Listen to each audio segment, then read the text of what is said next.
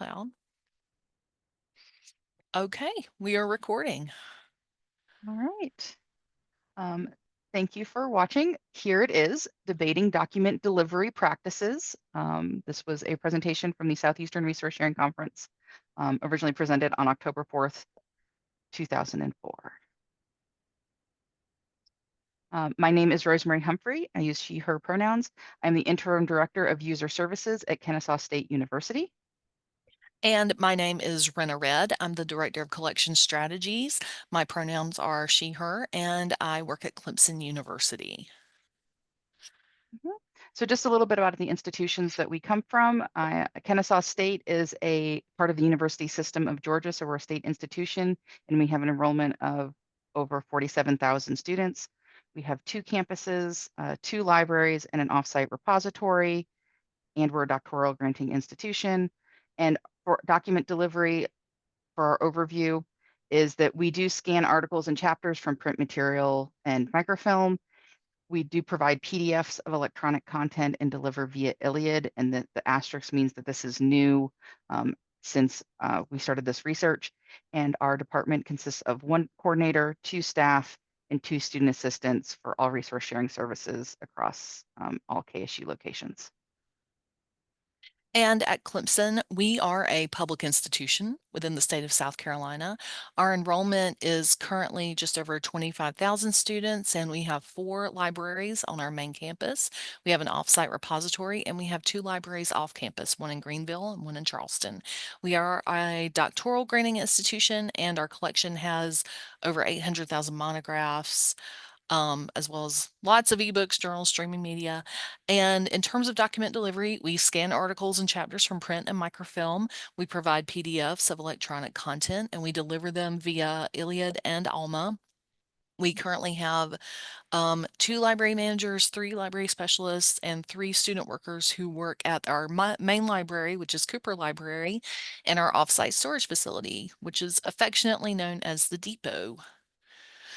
So our agenda today is going to involve looking over the survey, identifying patterns, looking at opinions that people shared, and looking at suggestions regarding how to do things such as navigate copyright questions, improving workflows, and maybe looking at how you define good service. So before we get too far into the presentation, we did want to define what we consider document delivery, at least for our purposes in our survey and this presentation.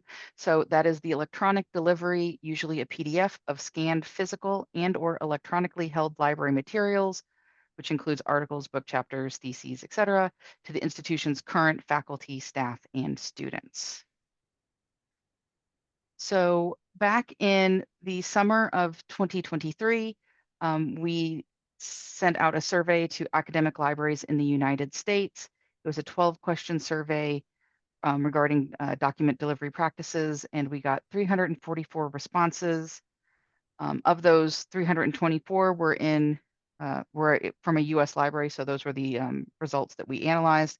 And of those, 292 provided some form of document delivery based on our definition. So one of the questions that we looked at is, what is the primary software that is used? We had 255 respondents answer that question. And if you look at the inner circle of the pie chart, it shows the primary software used, and the outer circle shows how institutions are supplementing that with other tools. For example, on the chart, you can see that 179 reported Iliad as their main software, with 138 using it as their sole way to process document delivery requests. However, 41 are using additional programs to process them. The following slides will go into more detail regarding these numbers, but before we look at the numbers on the slides, we want to share that in the survey, we noticed respondents referencing multiple resource sharing programs that are not necessarily used for document delivery. Some people mentioned using Rapid ILL, Rapido, or WorldShare ILL for the service, and we know that based on our definition of document delivery shared earlier in the presentation, and shared in the survey, these programs would not be necessary. Hence, the breakdown of what software is used is interesting when applied to resource sharing on the whole, but may not actually be applicable to document delivery services alone. Also, there are multiple names floating around the library universe for the same product. For instance, when asked about their ILS, some responded with Alma or Primo or Alma Primo or Ex Libris. Likewise, people refer to one product for multiple functions. We received responses that might have reported Iliad as their primary DocDel software and did not mention using an ILS, but did report Alma as an additional resource sharing software used. In sum, it appears that as though everyone is concentrating more on getting patrons what they need and less on precisely what they're using to do it. That's great because the helping of patrons is our collective priority, but the seeming fuzziness about what programs do might inhibit our inability to move further into a world of interoperability. So in terms of what software is used and the answers relating to Iliad, you can see many institutions are using Iliad as a standalone software for processing document delivery requests. Some are also using their ILS, as we do at Clemson, through which patrons can place requests directly from Discovery and Primo, and it will be processed in Alma. If the item is not on the shelf, we can easily convert the Alma request to a resource sharing request where it can be routed to Rapid ILL, then to our consortial network in the AFN, which means Automated Fulfillment Network, and then to Iliad if still unfilled. Those who reported using an additional resource sharing software listed products like RapidILL, Rapido, WorldShare, or DocLine. As mentioned previously, we think that people just listed all of their resource sharing products rather than just the ones they use for document delivery processing. 44 libraries reported using Tapasa alone as their document delivery processing software, while 2 also used their ILS. 2 specified using email, and 1 mentioned using an additional software. 11 libraries reported using only their ILS, with 3 using their ILS and email, and 5 using their ILS and another resource sharing software. Finally, some libraries reported resources other than the big players. Some receive and fill requests via email. Some fill requests by posting to an institution-wide shared drive, like SharePoint or OneDrive. And one institution reported using only Clio, and another reported using only DocLine. So a main focus of our survey was on what to do with electronically held material. And of those, we had 292 respond.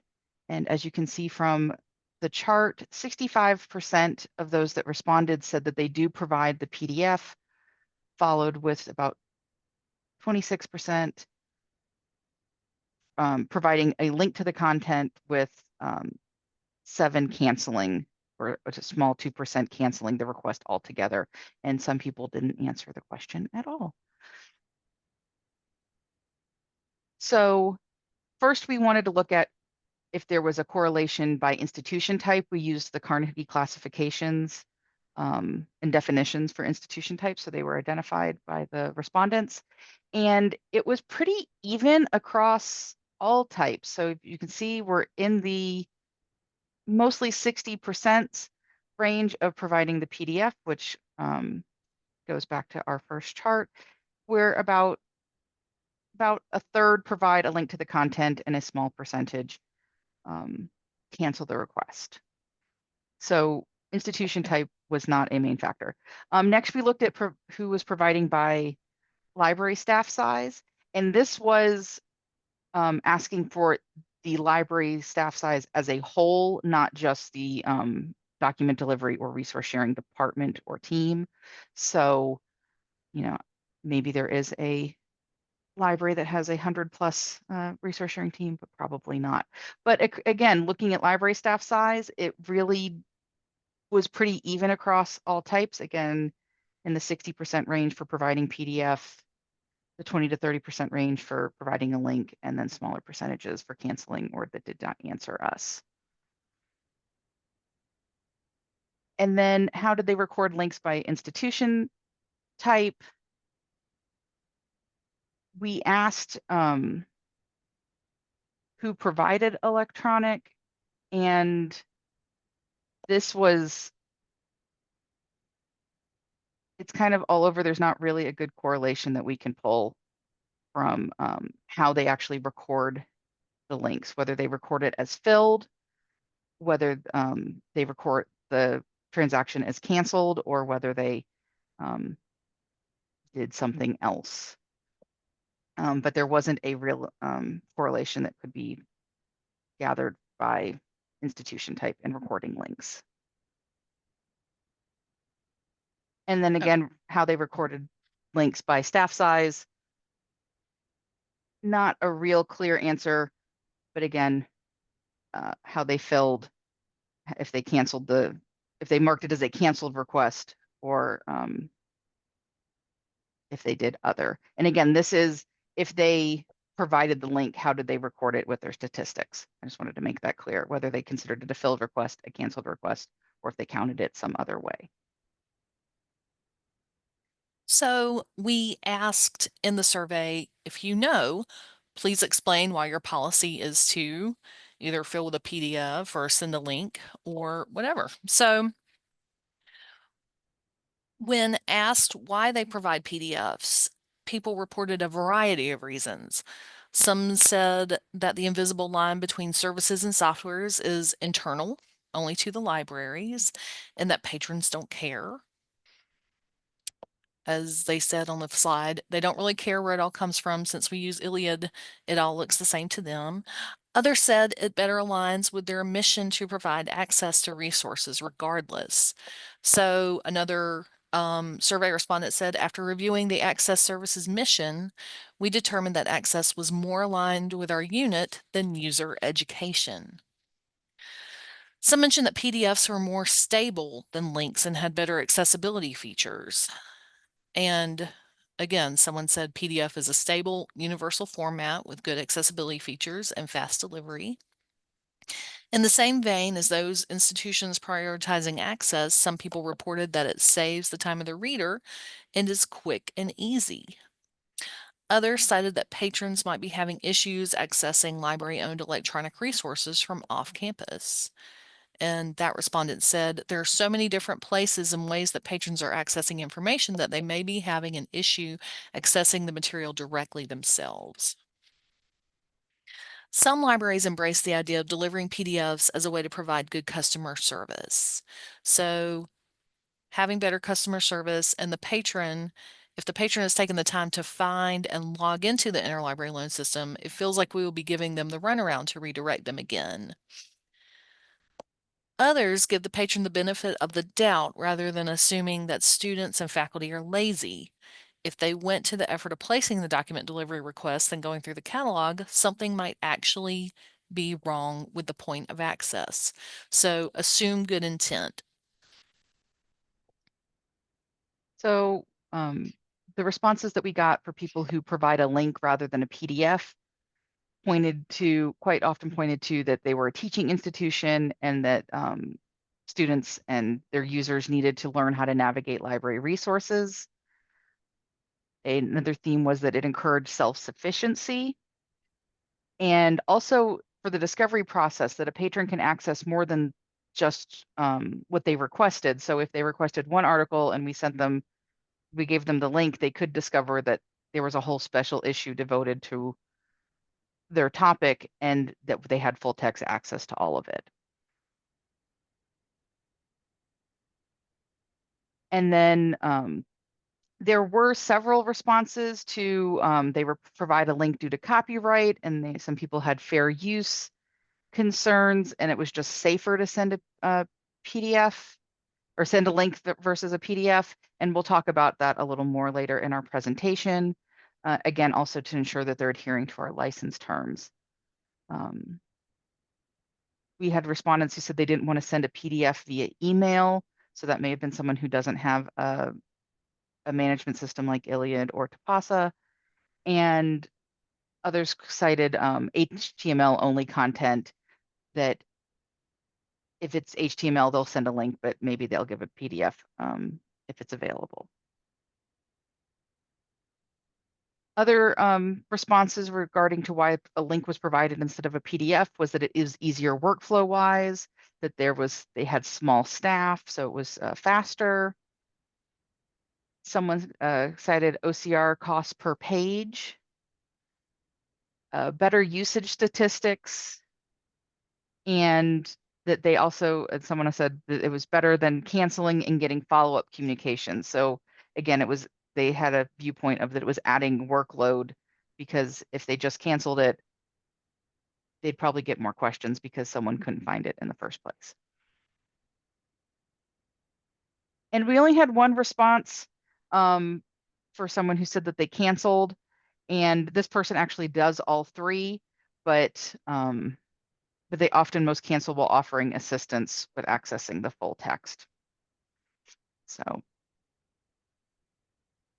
but in looking at all of the responses, we did make a few observations that we wanted to point out, that there was a true faculty-student divide in how some people handled their requests. We had multiple respondents say that they would give faculty a PDF, but they would give students a link. So they differentiated how they used or how they executed their service. The usage stats viewpoint,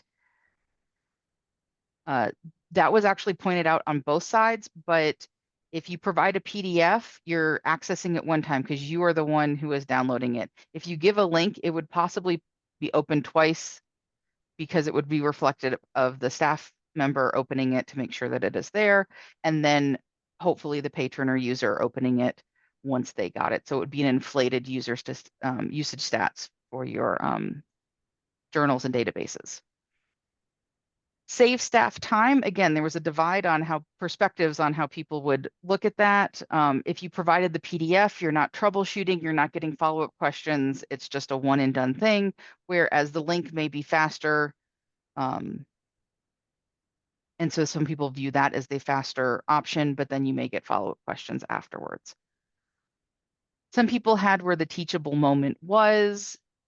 Some people provided instructions when they gave the PDF, not just give them the PDF, but maybe like, hey, this was available through your institution. This is how you can get it in the future. Or if you cancel it, you're actually teaching them how to, or providing the link, you're actually teaching them how to navigate to your catalog and to your databases. And then also the point of time of when you should refer someone to a subject librarian was also popped up. If a patron is making so many requests, when do you refer to them? Or if someone just has a question immediately, do you refer them to a subject librarian at that time? So in response to all of this wonderful information, Rosemary and I got together and thought of some suggestions regarding things that people can do to kind of look at their practices and maybe reassess. So the first is navigating copyright, which I am not a lawyer. And what I did is I sat down, and I encourage you to do this too. Sit down for about 20 minutes with a cup of coffee or something stronger and just read sections 107 and 108 slowly and carefully. And I kind of broke it down in the slide as the way, again, I, not the lawyer, saw it. So section 107 covers fair use. Section 108 covers reproduction by libraries and archives. So breaking down subsection A, you can make a copy if it's not for commercial use and your library is open to researchers and you provide a notice of copyright with the copy. In subsection B, you can make a copy for the preservation of an unpublished work, but you can't distribute it to the public, so you can't just put it out there and tell anybody they can use it. In subsection C, you can make a copy for the preservation of a published work that can't be obtained or is in an obsolete format, but again, you can't distribute it to the public. With subsection D, you can make a copy for interlibrary loan of no more than one article or other contribution to a copyrighted collection or periodical issue. In subsection E, you can make a copy of the entire work or a substantial part of it for local or interlibrary loan use if a copy can't be obtained at a fair price. But according to subsection F, you have to post a notice by your equipment with a copyright notice, and you can't exceed fair use. So for those of you who have the notice by your copy machine, or if nobody has copy machines anymore, your scanners, that's it. Also, news media doesn't fall under the same guidelines as other non-print material, which is addressed in subsection I. So in subsection G, you should be making single one-off copies of materials, not something that seems like it's definitely reproduction or distribution. And then subsection H, during the last 20 years of copyright, you can copy the whole work if it's not commercially available, if it can't be obtained for a reasonable price, or if the copyright holder has said no. And then finally, in subsection I, all of the above only applies to reproducing printed materials. You can't reproduce a musical work, a pictorial, graphic, or sculptural work, motion picture, or audiovisual work other than, again, the news. So in terms of navigating licenses, this is another thing. I, again, am not a lawyer, but if you have ever seen a license, you'll know that it is a scintillating read. And that said, all licenses have common elements. They all define the following for your institution: authorized users and sites, what products you are licensing, what the permitted uses are, and what the non-permitted uses are. Many that I have reviewed permit sharing among authorized users internal to the institution. They do not go into detail or split hairs regarding whether it should be a PDF or a link or a printout, or that librarians should not share in order to teach. They are really more concerned about big picture issues, including the security of university-wide networks and authentication, as well as sharing with unauthorized users and pirating of information. So if you have a chance to talk to the person at your library who looks at these licenses, just ask them if you can look at one or two, and the patterns will become clearer, I promise. So all that said, I've only reviewed licenses from the vendors listed in the slide, and licenses may be different from institution to institution based on who negotiates what, but I do encourage you, yeah, reach out to that person at your library who works with licenses, and you will most likely see that they're not splitting hairs about links versus PDF. So as we're wrapping up, we wanted to have a definition of good service and workflows and have you go think about what can your unit handle. If you're a solo shop, if you're a one-person shop, you may not be able to do everything that you may want to do at the time, but what can you handle? What can you adjust? Um, Improve your workflows and ask why your policies are the way they are. When I came into my role originally at Kennesaw State, we we only did document delivery for faculty and distant students. And then it was like, well, why? And then then we opened it up to graduate students. And then I finally got everyone to agree that we could just provide it to everybody. Because again, you're providing that good service. And then also, we used to only give the links because we were, quote unquote, I was told we were a teaching institution and people needed to learn how to get the information. And now we provide PDFs partly because I was able to point to this survey and research and go, well, 60% of the institutions that we surveyed provide the PDF. And again, giving the reasons why. So don't just assume that you're stuck with what you have. Ask why they exist. And maybe the people who created those policies were 3 administrations ago, and no one's really reviewed it since. Address accessibility concerns, OCR when possible. Most of the PDFs that are available through databases do have basic text searching and OCR, but look at your accessibility workflows as well.